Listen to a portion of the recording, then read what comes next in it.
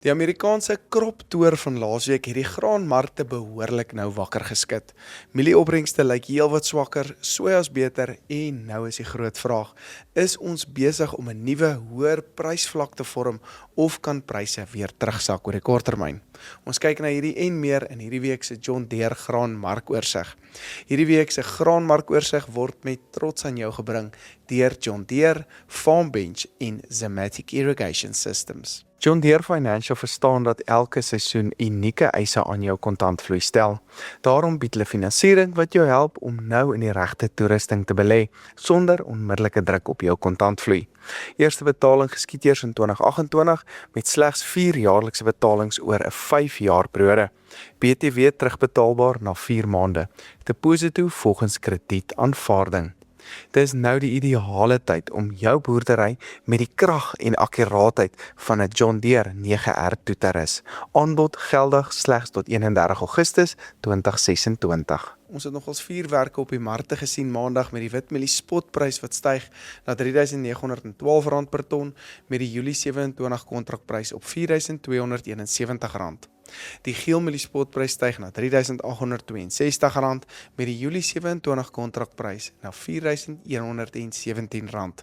Die sojaboon spotprys styg ook na R8.239 met die Mei 27 kontrakprys nou op R8.051 per ton. Die sonneblom spotprys styg na R10.450 met die Mei 27 kontrakprys nou op R9.800 per ton. Die koringspotprys styg na R6.115 met die Desemberprys op R6.170. Die sorghum invoerpariteitsprys geland in Durban staan nou op R4.402. Uitgedopte Argentynse grondbonus en nuutste Randfontein uitvoerpariteitsprys staan op R22.238 met die katoenprys op R11.390 per ton. As julle enigstens die markte laasweek dopgehou het, sou julle gesien het dat die kroptoer in Amerika nogal 'n groot effek op die dollarpryse vir mielies en sojas gehad het, wat gewoonlik nie die geval is elke jaar nie. Maar soos die resultate ingekom het en heeltyd gewys het dat die oeste in sommige gebiede 10 tot selfs 20% swakker is as wat dit laas jaar was, het die markte begin regop sit en toe begin aandag gee. Baie interessant, hulle het daar ook gewys hoe die oeste vergelyk teen die 3 jaar gemiddeld en was dit in baie gevalle beter of redelik naby aan die 3 jaar gemiddeld. So, daar word steeds 'n relatiewe goeie oes in Amerika verwag, maar die bekommernis lê vir my meer aan die kant van oordragsvoorrade, met ander woorde die verskil tussen vraag en aanbod wat ons dan oor die komende seisoen kan hê. En toe ons Vrydag dan toe nou die finale kroptoer syfers gekry het, het daar nogals 'n interessante verskil tussen mielies en sojas uitgekom. ProFarmer skat die Amerikaanse mielieopbrengs nou op 173.2 bushels per acre teenoor die USDA se 180.7. So die mielieopbrengste is heelwat laer as wat die USDA tans verwag. By sojas is dit eintlik aan die teenoorgestelde. ProFarmer skat die sojaopbrengste op 53.3 bushels per acre teenoor USDA se 52.7. So die sojaboenoes lyk eintlik steeds baie goed en daar kan steeds 'n baie groot moontlike rekordoes in Amerika wees. Dit beteken vir my die fundamentele storie begin nou baie sterker lyk vir mielies as wat dit vir sojas is en wys dit ook in die pryse en hoe hulle beweeg op Safex. Maar wat vir my baie interessant bly, is dat selfs met die baie goeie oeste wat ons dan oor die laaste paar jaar wêreldwyd gehad het, het die vraag so vinnig gegroei dat Amerika en Brasil steeds baie groot of tot rekordoeste moes produseer net om voorraadvlakke dan sywaarts of op redelike vlakke te hou. En vir albei mielies lyk dit nie of daai groot rekordopbrengste wat aanvanklik dan verwag is, gaan realiseer hierdie jaar in Amerika nie. Terselfdertyd is daar ook groot onsekerheid oor hoe Brasilië se weeromstandighede gaan lyk wanneer hulle dan later vanjaar gaan begin plant, dieselfde as by ons. So, my gevoel is dat die mark nou begin reageer op die moontlikheid van baie laer voorraadvlakke, veral by mielies, soos ons 2027 te beweeg. Ons behoort nie oor die korttermyn noodwendige tekort aan mielies of sojas te sien nie, maar is die verwagting daar dat dit volgende jaar dalk kan gebeur en begin ons nou die aksie in die pryse sien. Dan boop dit sien ons baie druk op oeste in dele van Europa met geweldige hittegolwe, die oorlog wat aangaan en vraag na biobrandstof wat wêreldwyd ook aan die toeneem is. Die fondse sien ook natuurlik al hierdie aspekte raak. Hulle langposisies in mielies het reeds na meer as 300.000 kontrakte beweeg en by sojas na rondom 190.000 kontrakte netto lank. Koring is egter 'n ander storie en bly die fondsposisionering baie meer negatief. Ek dink ongeveer 20.000 kontrakte netto kort. So hierdie is regtig goeie nuus vir die mielie en sojamarkte, maar begin ek nou wel bietjie bekommerd raak oor die nuwe onvoorsiene nuus waar die mark kan inkom. Onthou, daar is steeds goeie wêreldvoorraadvlakke en ons goeie voorraadvlakke in Suid-Afrika ook en 'n groot gedeelte van die negatiewe nuus is nou reeds in die markte ingeprys. Dit begin dus vir my lyk of nuwe nuus dalk makliker die markte onder druk kan sit as om dit van hier af nog baie sterker verder op te druk. Byvoorbeeld as die oorlog begin bedaar, as China se aankope by Amerika vir een of ander rede afneem, as die Amerikaanse opbrengste uiteindelik dan beter lyk as wat die kroptoer aandui of as oliepryse dan weer skerp afkom. Dan sit ons ook met fondse wat reeds groot lang posisies nou opgebou het. As die storie skielik verander, kan hulle redelik vinnig uit daai posisies begin beweeg en dit kan dan pryse oor die korttermyn ook moontlik onder druk sit.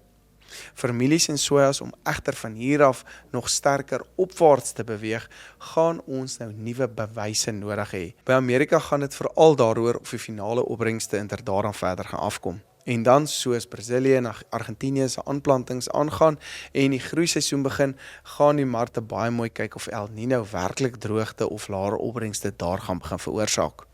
'n Olieprys wat weer skerp opskiet kan natuurlik ook ondersteuning gee deur die biobrandstofmark. Dink iets wat veral die mieliepryse in Chicago baie kan ondersteun is as China nou aggressief mielies by Amerika gaan begin inkoop. Dit kan hulle voorraadvlakke of oordragsvoorrade baie onder druk sit.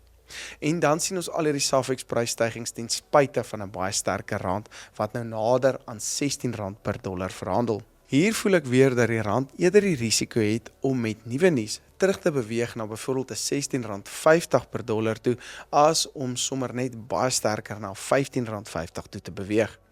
As dit dan wel gebeur die rand weer bietjie verswak, kan dit natuurlik verdere ondersteuning vir SAFEX pryse ook gee, soos ietsie wat 'n mens dalk het moet dophou. So my gevoel is nie noodwendig dat pryse nou net gaan aanhou opgaan nie. Ek dink eerder ons begin dalk 'n hoër prysvloer vorm veral by mielies. Oor die korttermyn kan die mark maklik weer terugval as fondse wins neem of as daar nuwe nuus inkom. Maar as Amerikaanse mielieopbrengste inderdaad verder dan afkom en wêreldvraag bly sterk, kan daardie terugsak van pryse ook weer vinnig regtrek. Die groot vraag vir my is, dis nie net hoe hoog pryse van hier af kan gaan nie, maar of ons dalk nou besig is om 'n nuwe hoër prysvlak vir 2027 te vorm. Ek dink dit is nog wel te vroeg om dit met sekerheid te sê, maar die vraag en aanbod prentjie begin beslis meer ondersteuning gee as wat ons 'n paar maande terug gehad het. En soos ek sê, vir my is daai storie op hierdie stadium baie sterker by mielies as wat dit by sojas is. Vir koring is die prentjie 'n bietjie anders.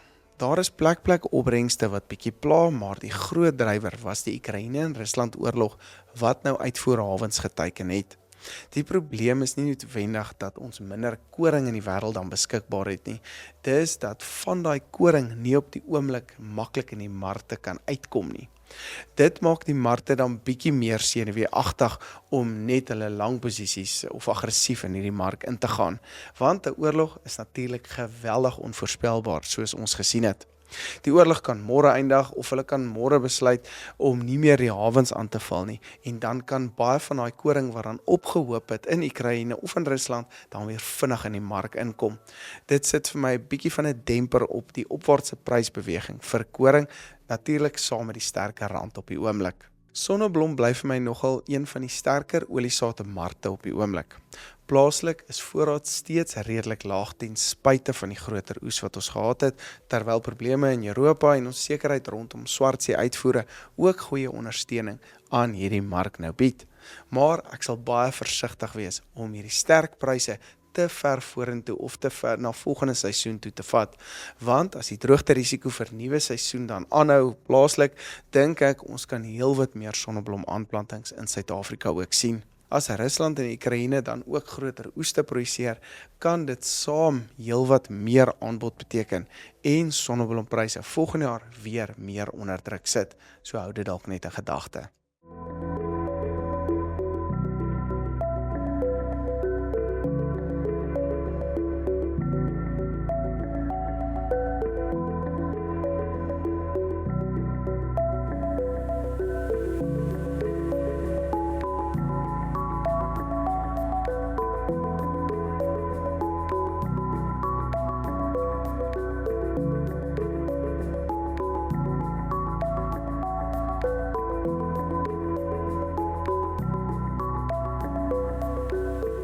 Hierdie week se John Deere graanmarkoorsig word met trots aan jou gebring deur John Deere, FarmBench en Zematic Irrigation Systems. Baie dankie dat jy ingeskakel het en sien julle dan weer volgende week.